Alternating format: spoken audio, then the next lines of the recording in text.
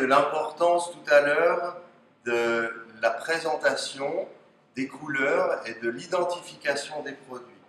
On va, au travers notamment des moules nutriculture, intensifier les formes à travers des moules très figuratifs du petit pois, du poulet en cuisse. Donc, pas de ton sur ton, on va volontairement prendre une couleur intense pour pouvoir faire ressortir cette assiette blanche.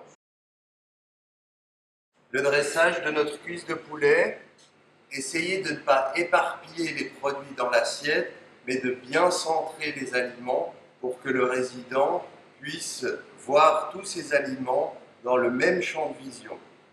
Le petit pois, on va mettre juste à côté.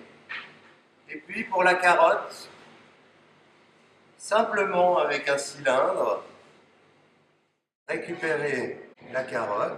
Plusieurs options pour le cylindre de carotte. Carotte rondelle, une possibilité. Carotte biseau. Et on va jouer sur les formes, les volumes, pour pouvoir finir sa présentation. La sauce, je vous conseille d'en mettre un peu, ne pas noyer le produit dans la sauce, éventuellement avoir une saucière à côté pour rajouter si votre résident souhaite plus de sauce. Gabriel nous propose de disposer 3 formes, 3 couleurs au cœur de cette assiette. Un peu de sauce vient mettre en valeur la cuisse de poulet et un ramequin disposé sur la table permettra à ceux qui en souhaitent plus d'être resservis. Des espaces disponibles dans l'assiette et surtout de la verticalité et de la géométrie pour identifier et inviter à la gourmandise. Afin de lutter contre les risques de dénutrition d'une personne qui avance en âge, les quelques conseils sur forme, couleur, géométrie de l'assiette sont très importants car il arrive qu'une personne quitte la table en n'ayant pas consommé son repas tout simplement parce qu'elle n'avait pas vu ce qu'elle avait dans l'assiette.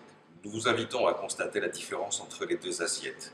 À gauche, une assiette présentant des mets, sauce, plat et 7 totalement blancs, et à gauche, une assiette avec 3 couleurs. L'ensemble de la formation nutriculture aborde aujourd'hui la question de l'environnement, environnement du point de vue olfactif bien évidemment, du point de vue visuel et d'un point de vue beaucoup plus global car la stimulation ou la surstimulation des sens des résidents doivent être pris en compte dans le cadre d'une alimentation adaptée.